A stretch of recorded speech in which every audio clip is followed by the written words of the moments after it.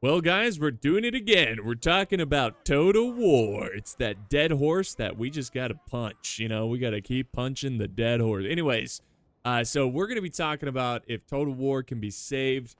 So I wanted to have a little podcast episode type video where I'm talking with a newer YouTuber known as NewTeutonica, and he has made some videos kind of covering the issues with Creative Assembly and just kind of sharing his opinion. He also reacted to the Total War Has Fallen video, and also, you know, the podcast we did with Legend and Voland. And I think he had some really good takes, and I just kind of wanted this to be a bit of a spotlight for him so he can share his opinion, because honestly, there's not a lot of us out here that are actually very critical and really speaking the truth here about Creative Assembly and stuff. So I just wanted to give an opportunity for him to kind of, again, have the spotlight and just talk about some things. So guys, down in the video description, I have a link to his YouTube channel. Check out his videos. They're very fun. He's got like this Teutonic vibe going, Teutonic garb that he's got. I don't know. I just like it. I enjoy that kind of stuff. So I appreciated his conversation. So again, link in the video description to his YouTube channel, and check out his videos. So some of the stuff that we're going to be covering is going to be stuff that we've talked about before, but we do talk about some new stuff. And again, this is kind of him. I'm not really sharing my opinion as much. I just want, again, I'm kind of almost like an interview.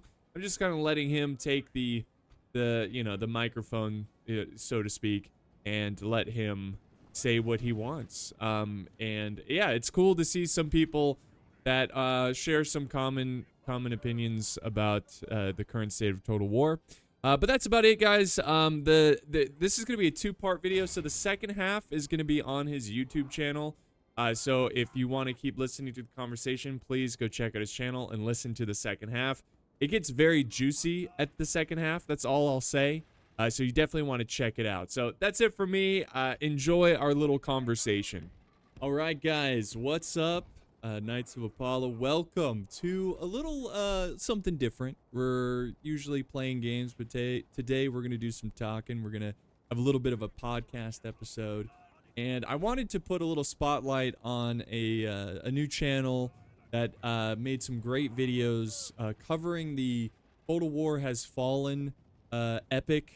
So if you guys remember, I made a video about talking about Total War Has Fallen. It created some noise, I guess, in the community, and I think this YouTuber here made some great videos covering it.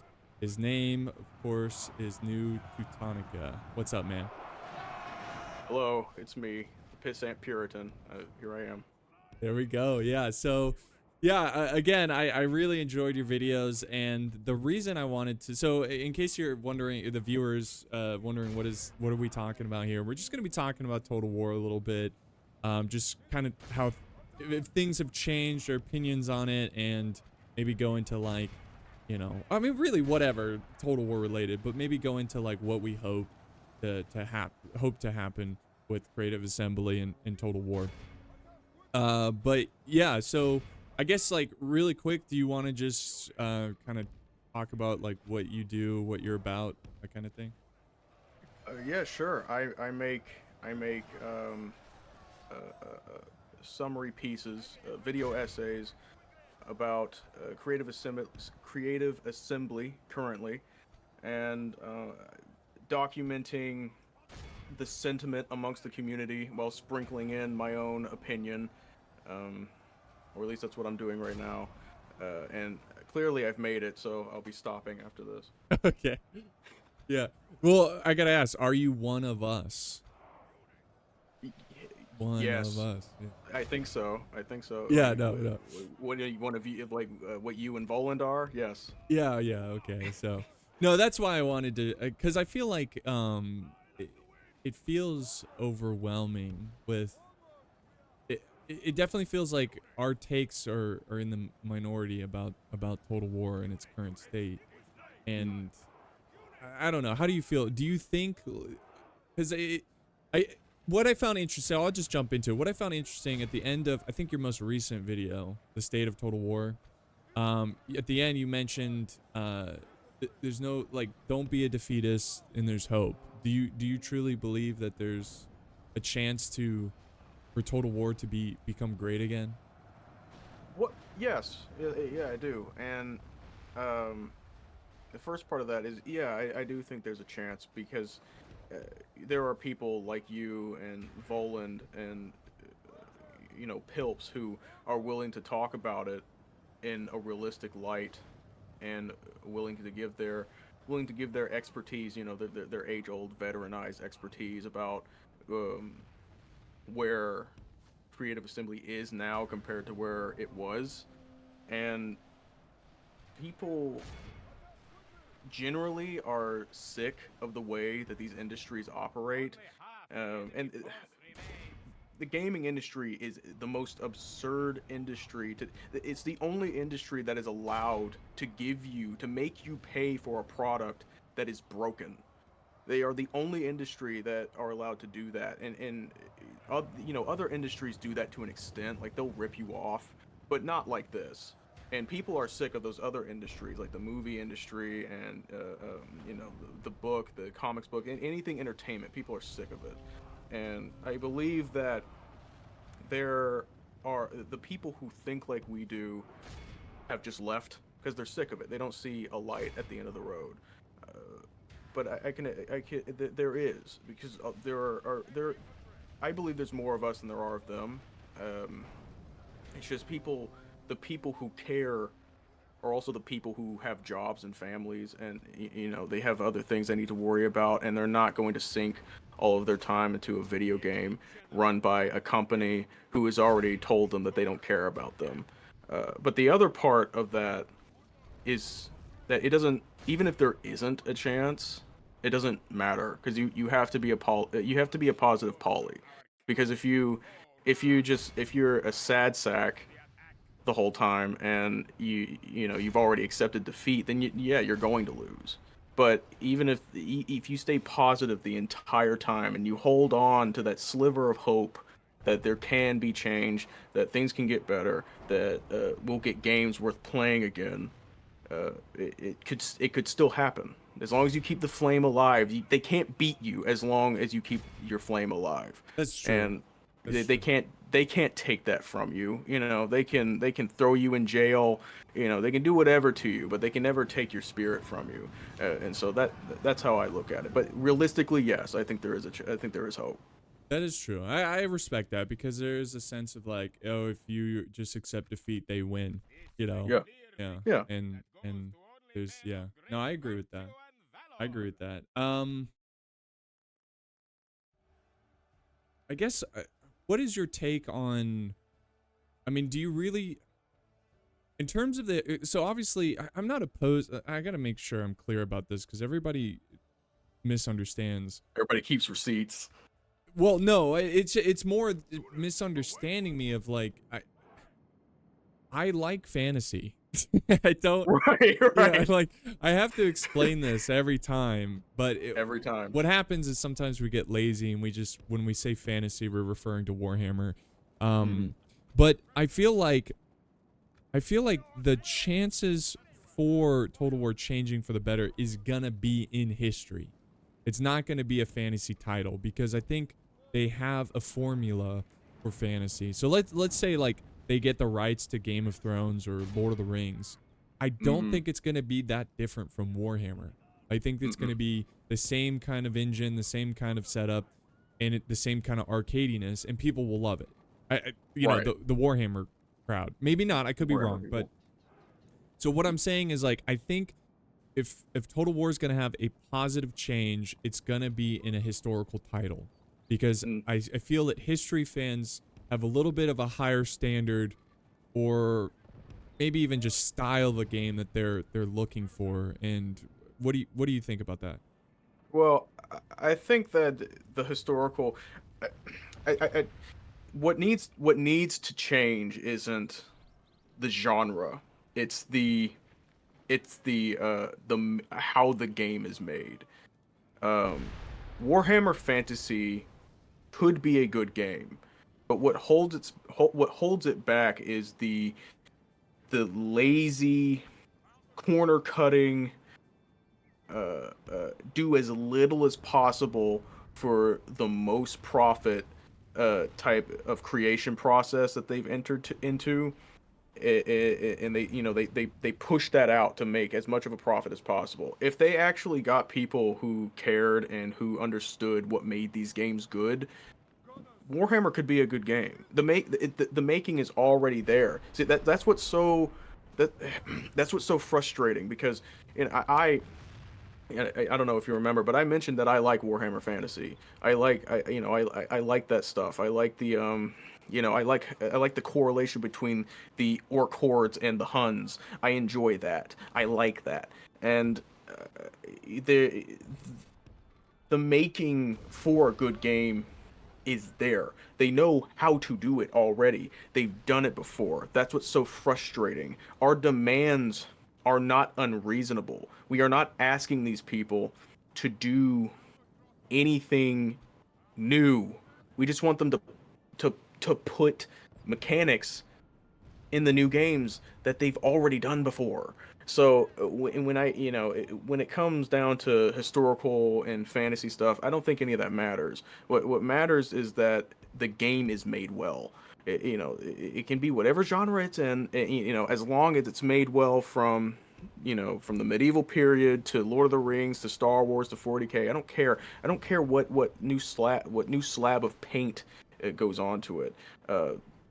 The code needs to be there, the gameplay needs to be there, the mechanics and the features need to be there, and if they're not there, then the game's going to suck outright. It doesn't matter where it is at all. If they keep doing the same thing, because you look at games like Troy and Pharaoh, those games are bad not because they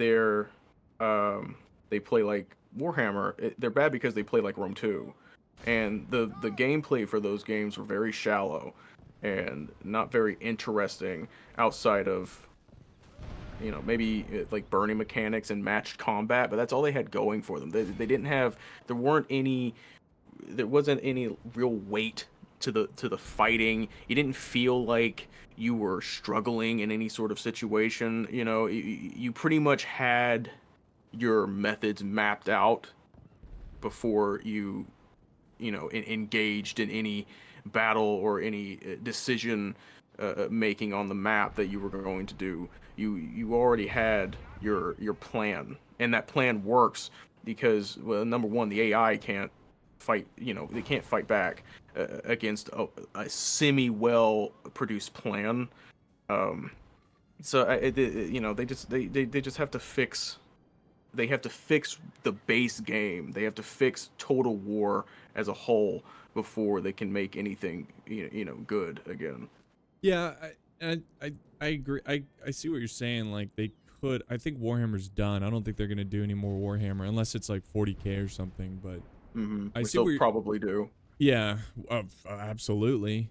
Hmm. But I think the issue here, it's all about money, and they're not gonna put in the extra effort if they know people are gonna buy it regardless. Yeah, They don't care about like winning any awards or making a game that will be beloved for 20 plus years. They just think, hey, we'll make a ton of profit and barely put any effort, and people will buy it. And that's what I exactly. mean by, like, I feel like the future is in history, a history title, because they've Mm. already got a formula for fantasy, and it works in terms of a financial point of view. I think the Yeah, games are trash, but yeah. so that's why because if you look at the fantasy titles the last couple of years, you had Troy, which was a disaster.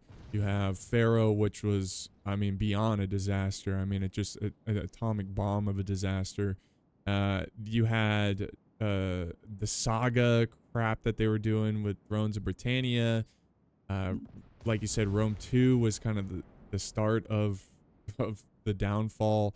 So I feel like since there's two paths that they could take, either if a history they're just gonna abandon and just stop and Mm. just do fantasy titles, or they're gonna have to make a history title that is genuinely good for it to sell well, because they're trying to play this game where they're trying to make it a like Pharaoh feels like Warhammer. They're trying to, you know, have mechanics in there that are similar to Warhammer. They're just trying to like get Warhammer players to play it. They're not going to. They're just not. They don't Right. care. No, they History, don't. yeah, and history fans, they want to play something historical, and when they get on, they're like, "Oh my gosh, this is terrible. This is lazy. This is just like Warhammer.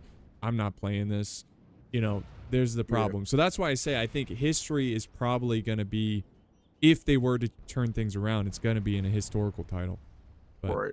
Well, yeah. yeah, you mentioned that they have a model for fantasy. Yeah, that's all true. What you say is all true. They do have a model for fantasy, but they would only benefit from making it better.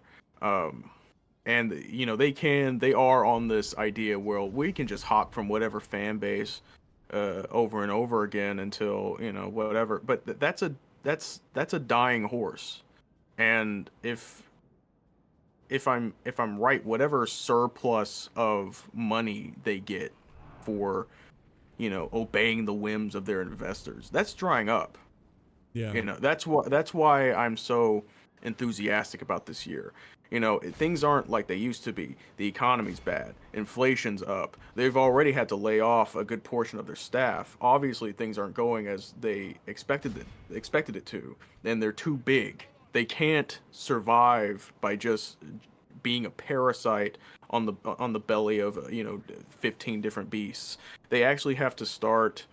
They're going to get to a position where they need their audiences to support them again, which is why I think they were so indignant about like Shadows of Change and stuff, where they were like, "Well, if you guys don't buy it, we just have to stop making the game."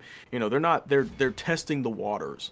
They're trying to see if they can adequately scam us out of our money without having to do anything.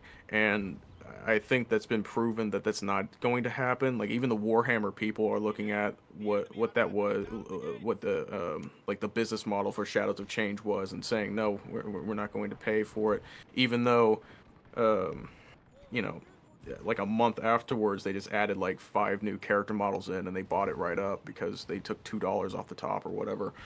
But that's the kind of stuff we need to start doing. And I don't want to get off track, but if I can just say about the Shadows of Change thing, the way for people who don't understand the concept, the way you boycott a thing, you don't buy any of the products.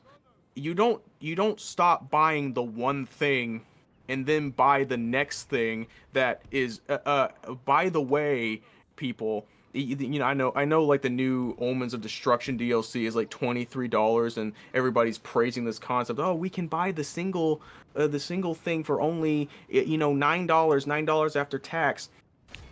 9 plus 9 plus 9 is 27. So that is more expensive than just buying the $25 worth of DLC. Just because the number is smaller does not mean it is cheaper.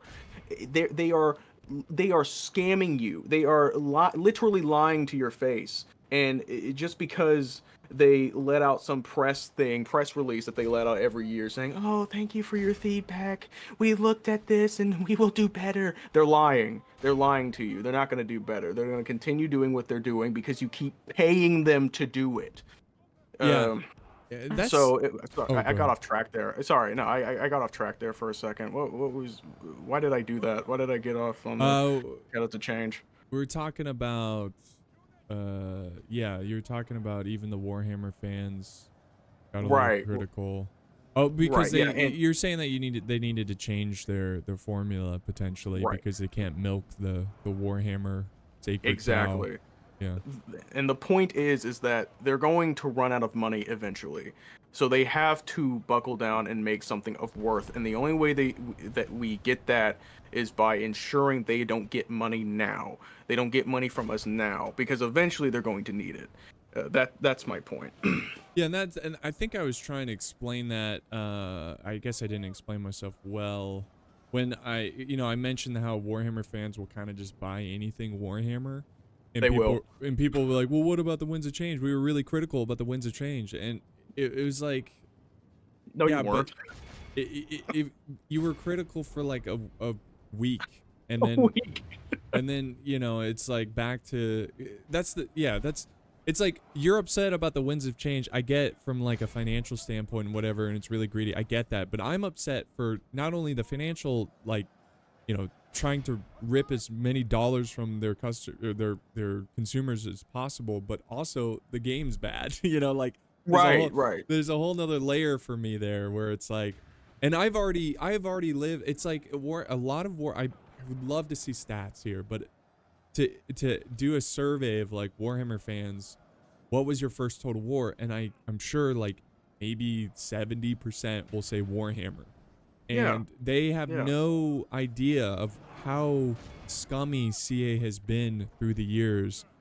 Even with Rome 2, how they made the Greek city-states a DLC, and you can only get, Sparta and yeah, Sparta, Athens, and Epirus, and you can only get them if you pre-ordered. You know, it's like they've done really scummy. And yeah, so I agree with you. They the problem is they don't boycott enough. They don't hurt them nah, where they yeah, don't hit them where it hurts, which is their wallet.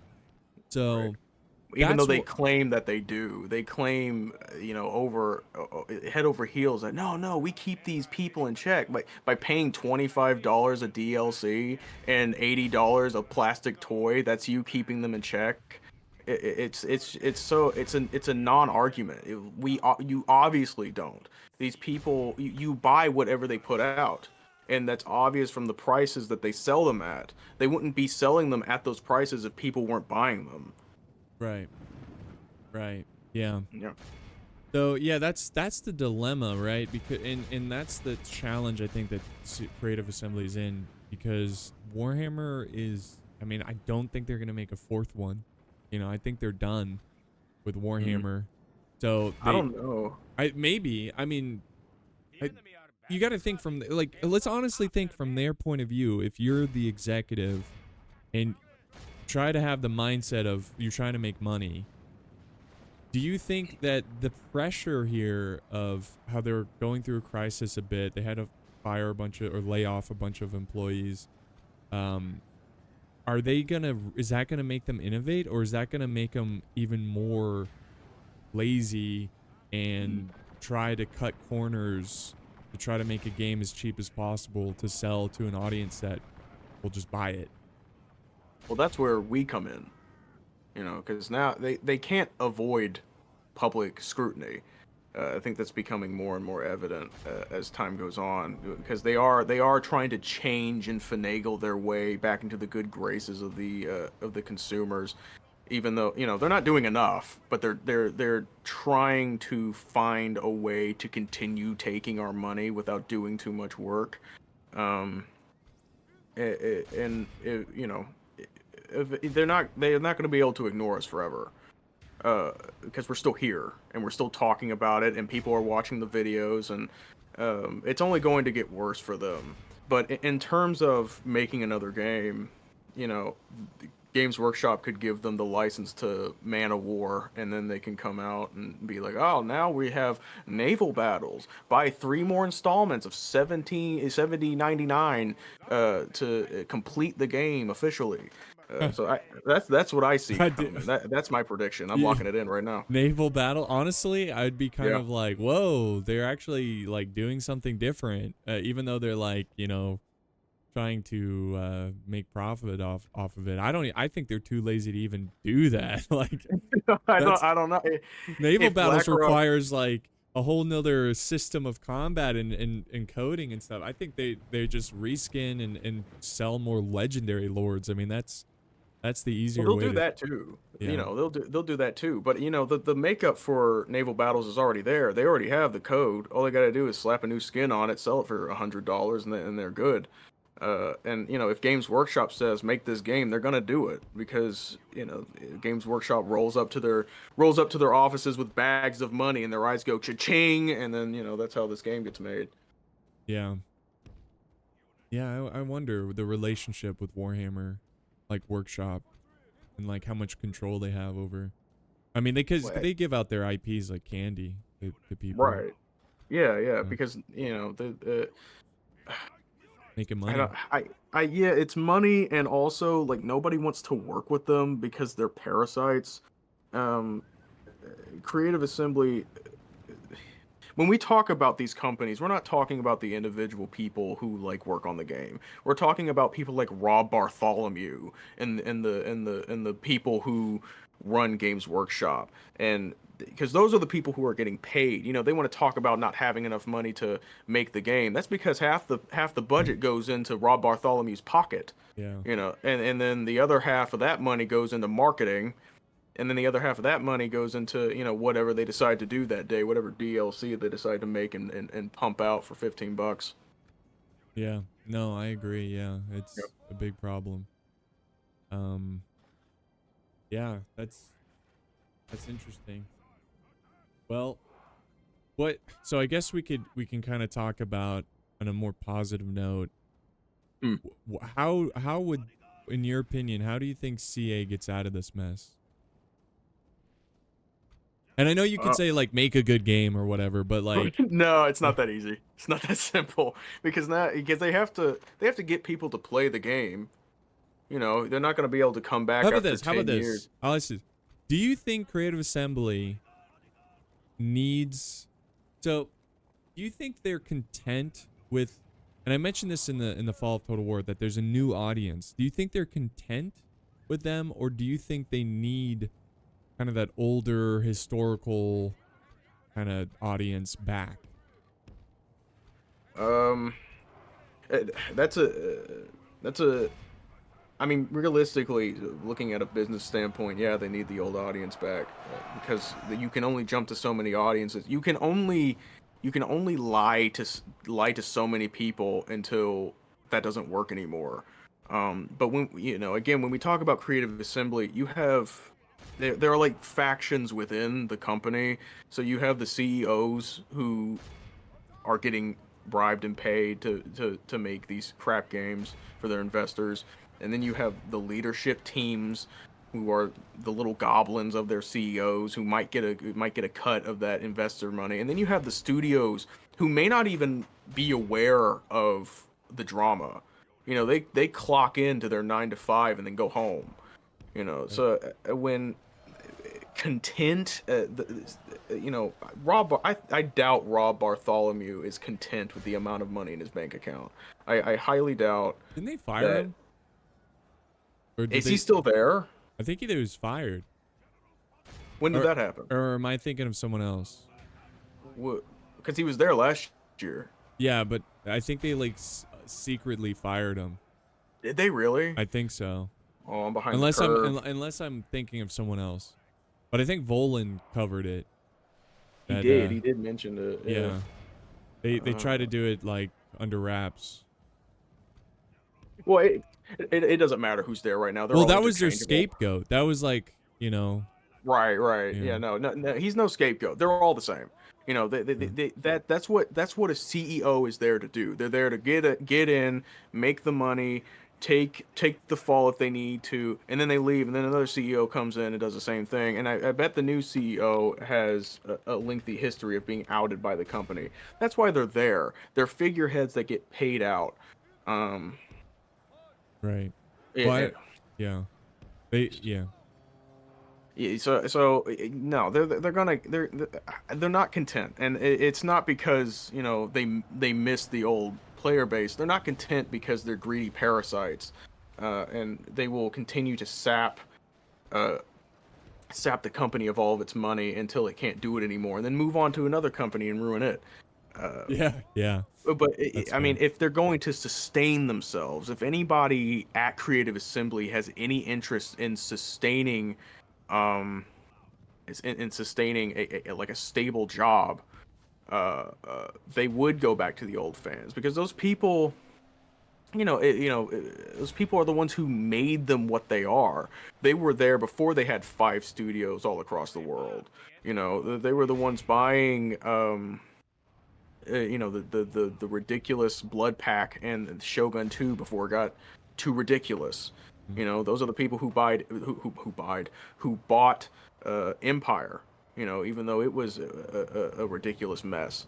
And those are the people they should be appealing to. But now that's going to be harder to do because number one, they have to convince them that it's a game worth buying. And number two, it actually has to be a game worth buying.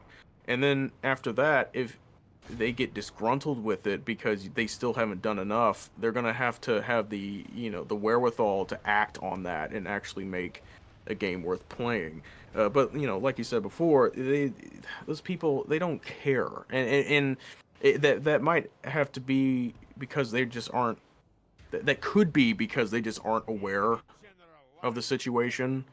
Because I mean, I talked to some people outside of this about like in the people who aren't within the community. I talked to them about how Creative Assembly has created this Borg of nonsense when it comes to appealing to their fan base, and how they've practically just replaced them with this new group of people who are also confused at what the problem is. Because the Warhammer people were always, Warhammer brained. They were always consumer brained before, the Warhammer games got made. So they just started buying the thing that had their favorite toy name on it. And so when we were over here like, hey, moron, they don't know what we're talking about. Right. It's almost like so you gotta feel bad for them. It's like I do like, a little bit. They're like they have no idea. It's like a dog or something. It's like they're just doing this is their instinct. They don't know any better. That's what I'm saying. Yeah, and it's not even. It's not really their fault. That's just how they are. That's how they always were from the beginning. It's the people on our side of the fence promoting this idea of just fan hopping from one IP to another. And I talk to people outside of the community who look at the situation and are like, this is unheard of. I've never heard of a situation where they chop up a game into 3 different parts and market it to a group of people that isn't even their core audience. It's absurd. It has never been done, and Creative Assembly has pioneered this method of pure evil. I've never seen it done before in my life. Yeah, that is a good point. That they've. I mean, at least they're pioneers in some respect, but yeah. But yeah, that is true. That they definitely abandon it, and it has short game, right? It's like a short-term gain and a long-term disaster. Because I really do believe it's like this Warhammer wave is gonna be fruitful for as long as you make Warhammer games. Warhammer stuff. Yeah. But as soon as that well has dried up, the Foundation community, the community that's like will play, anything good because they love Total War, they're gone now. So it's like you don't even have a foundation to stand on anymore. And but because it's such a niche and they have such a monopoly on the style, I think that they will have no issues if they make a good, not even a great, but a kind of good historical game. A lot of people are who abandon will come back because there's nothing else. It's like there's nothing else that you can play that gives you the experience of Total War. So I don't think they have to work that hard to get back. They really don't. Yeah, they don't, because it's such a unique experience. If they just make a decent game, a lot of people will come back. So it's like, why aren't you doing that? You know what I mean? What is happening there that you are so disconnected from your core audience that you don't even know what a good game would look like? And we throw the term good game around. It's important that they are made to understand what that good game looks like. And if they just don't know, and if they aren't sure that the core audience is even there, which is why they're planning on jumping from IP to IP, if we remind them that we're still here and we give them demands for what we want to see in the future, that might help. You know, I mean, Yeah. Creative Assembly will still be Creative Assembly, and they'll still be an overbloated, maximum intake, minimum output company. But we can start from there. You know, we don't even have to start with a new game. We just have to open discussions with people who know what they're talking about and people who can adequately vouch for the community. You know, because there isn't a lot of splintering in terms of what the core audience wants to see. It doesn't even matter if it's a historical or fantasy or a science fiction title. There are particular mechanics and gameplay features we want to see in the game, and if they can just do that, I think they could quash a lot of this negative feedback. But they just don't do it. So it's like, are they incompetent or malicious, or maybe a little bit of both. Uh, yeah, I think, like you said, it's that executive ego. I think they come. You know, it's funny. You look up some of these companies, and it's like, oh, Coca-Cola has hired a new CEO, and he used to be a CEO of farming equipment. It's like, what? How does that relate at all? Like, it doesn't. So they get these people who don't even enjoy the game. They don't even probably play video games, but Right. they know how to run a business, you know. Hmm. And so Hmm. it becomes all about money. And Right. and guys, let me tell you, if you have any beloved franchise or game that's from a private gaming company, you pray that it never becomes public. Publicly Yeah, traded. Yep. yeah, because that destroys. Because now you have to worry about the investors, and now you have to have this growth every year. It's got to grow every year. If I was running a company, if I was CEO, I would stay private and I'd keep the office small. I wouldn't be building all these new studios. I would just, Exactly. be content with the success I've had already. And that's the problem with Creative Assembly. It's a public company, and they have to appease the investors, and they have to do that by making as much profit as possible. How do you do that? You cut corners. You sell DLC that's, you know, copy and paste DLC for a very high price, and it's going to be Yeah. interesting to see where Creative Assembly takes us. Yeah. But they all do that. All these game companies do that. They just sold out and started doing what everybody else does. They just publicly trade, and it's about money. Of course, it's about money. You cannot have a successful gaming studio. I think we can say this pretty definitively now. There is no such thing as a successful publicly traded gaming studio, and I mean successful as in makes good games. They cannot do it. You cannot have five different studios with five different team leads, and they're all doing their own little things and trying to push out that things get lost to the wayside while things made by one studio is pushed out, might not be implemented into the next game in the same series. So what you have is a mess of different concepts being pushed out that all have the same title on it, and Mm. it doesn't mesh at all.